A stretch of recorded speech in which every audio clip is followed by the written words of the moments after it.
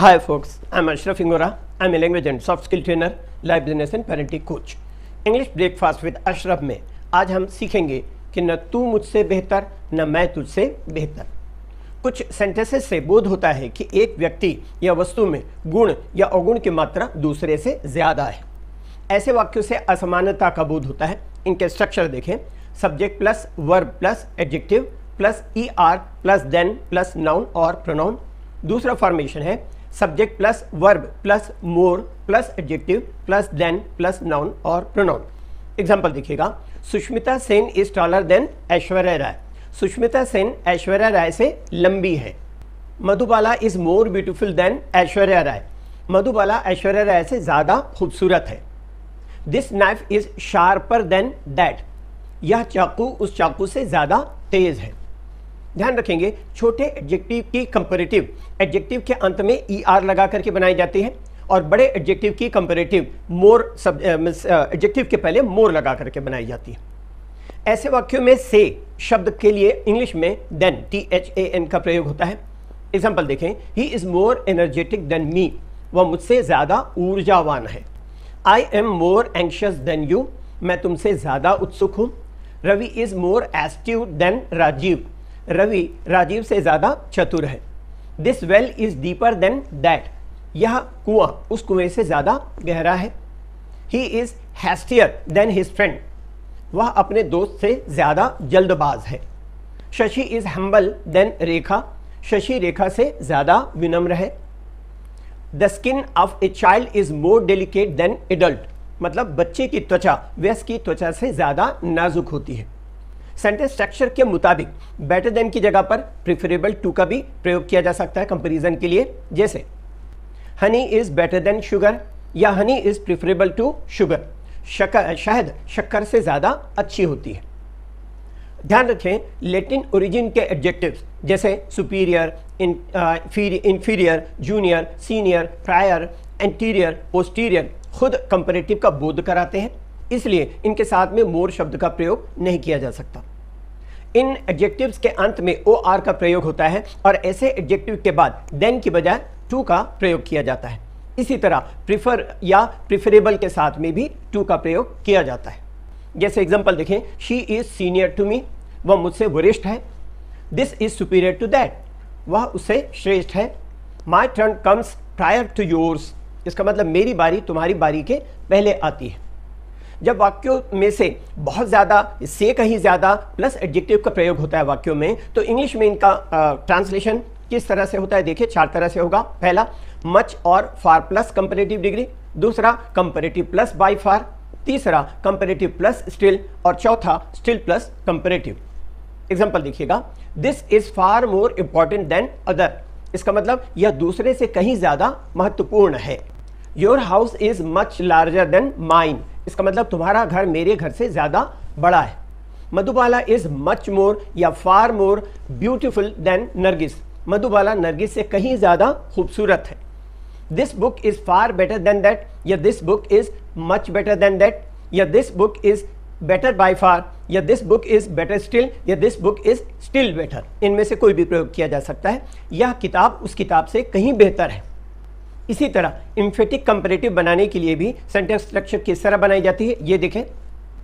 Subject plus verb plus rather, जिसका मतलब होता है अपेक्षाकृत, प्लस कंपैरेटिव डिग्री।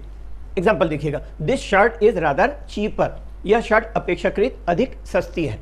उसी तरह this lodge is rather better. इसका मतलब यह सराय अपेक्षाकृत ज़्यादा अच्छा है।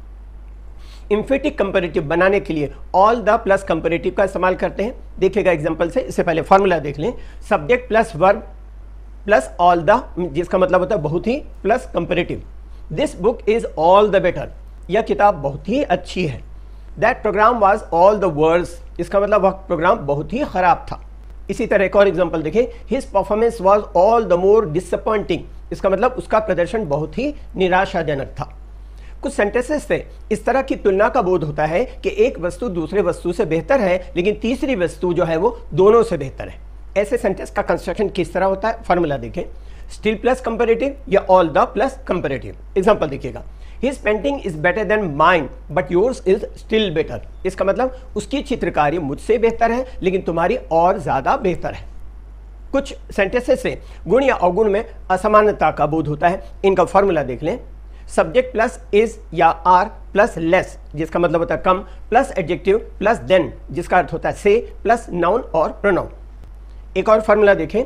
सब्जेक्ट प्लस इज और आर प्लस नॉट एज और सो उतना नहीं जिसका अर्थ होता है प्लस एडजेक्टिव प्लस एज जिसका अर्थ होता है जितना, प्लस नाउन और pronoun.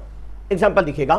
This knife is less sharp than that या this knife is not as sharp और सो शार्प देन दैट। इसका मतलब यह चाकू उस चाकू से ज्यादा तेज नहीं है। आजकल लेस प्लस एडजेक्टिव का इस्तेमाल जनरली नहीं होता बल्कि इसकी जगह पर नॉट एज और सो प्लस एडजेक्टिव का इस्तेमाल किया जाता है। ये एडजेक्टिव पॉजिटिव डिग्री में होते हैं, कंपैरेटिव डिग्री में नहीं होते। एग्जाम्पल से समझ में आएगा। Sarala is not as tall as या so tall as Maryam.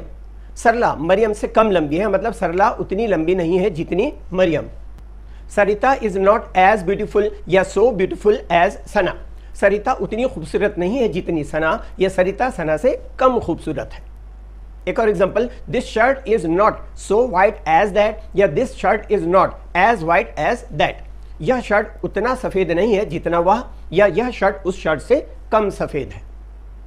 This boy is not as cunning as that या सो कनिंग एज दैट। यह लड़का उतना धूर्त नहीं है जितना वह, या यह लड़का उस लड़के से कम धूर्त है। This shirt is not as या सो डियर एज दैट, मतलब यह शर्ट उतनी महंगी नहीं है जितनी वह, या यह शर्ट उस शर्ट से कम महंगी है। This work is not so difficult as that या this work is not as difficult as that. यह काम उतना कठिन नहीं है जितना वह, या यह काम उस काम से कम कठिन है। कुछ वाक्यों में एक व्यक्ति या वस्तु की अन्य दो व्यक्तियों या वस्तुओं से तुलना का बोध होता है। फॉर्मूला देखें पहले। Subject plus verb plus the plus comparative plus of plus the plus two plus noun. Example दिखेगा। This is the sharper of the two knives, या उन दो चाकुओं से ज्यादा तेज है। This is softer of the two pillows, इसका मतलब यह उन दो तकियों से ज्यादा नर्म है। He is the stricter of the to teachers, वह उन दो शिक्षकों से ज्यादा स्ट्रिक्ट है या सख्त है। एक और एग्जांपल देखिएगा। Salim is the more intelligent of the two boys, इसका मतलब सालिम उन दो लड़कों से ज्यादा समझदार है। Nazneen is the more beautiful of the two girls, Nazneen इन दो लड़कियों से ज्यादा खूबसूरत है। कुछ सेंटेंसेस से नाउन की तुलना का बोध होता है। ऐसे वाक्यों में तुलना के लिए प्रीपोजिशन टू या अगेंस्ट का इस्तेमाल होता है। एग्जांपल देखिएगा। We lost hockey match by 3 goals to 5, हम हॉकी मैच 3 गोलों की तुलना में 5 गोलों से हार गए। उसी तरह there were 6 kidnapping cases this year against 10 last year, पिछले साल 10 अपहरण की घटनाओं की तुलना में इस साल 6 अपहरण की घटनाएं हुई। एक और example. There were 6 communal violence this year against 10 last year, इसका मतलब पिछले साल के 10 सांप्रदायिक हिंसा की तुलना में इस साल 6 सांप्रदायिक हिंसा हुई। कुछ सेंटेंसेस से गुण की समानांतर वृद्धि या समानांतर कमी, पैरेलल इंक्रीज या डिक्रीज का बोध होता है। इनका फॉर्मूला देखिए पहले। The plus comparative plus clause plus the plus comparative plus clause. Example देखिएगा। The sooner you realise the better it is, इसका मतलब तुम जितने जल्दी महसूस कर लो उतना अच्छा। उसी तरह the harder you labour the better returns you get, the harder you labour the better return you get, तुम जितनी कड़ी मेहनत करते हो उतना ही अच्छा प्रतिफल पाते हो।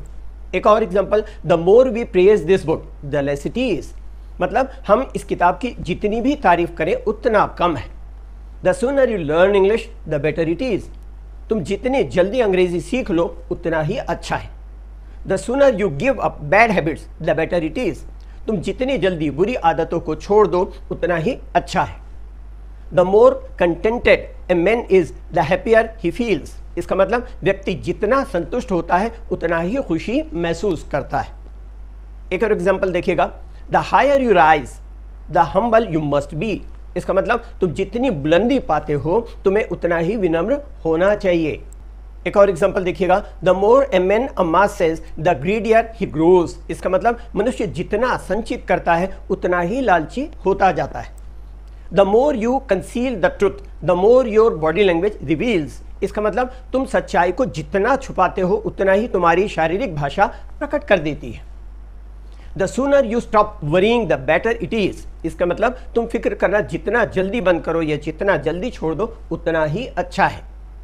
Stop worrying the sooner the better, इसे इस तरह से भी कहा जा सकता है, चिंता करना बंद करो या छोड़ दो, जितना जल्दी उतना अच्छा।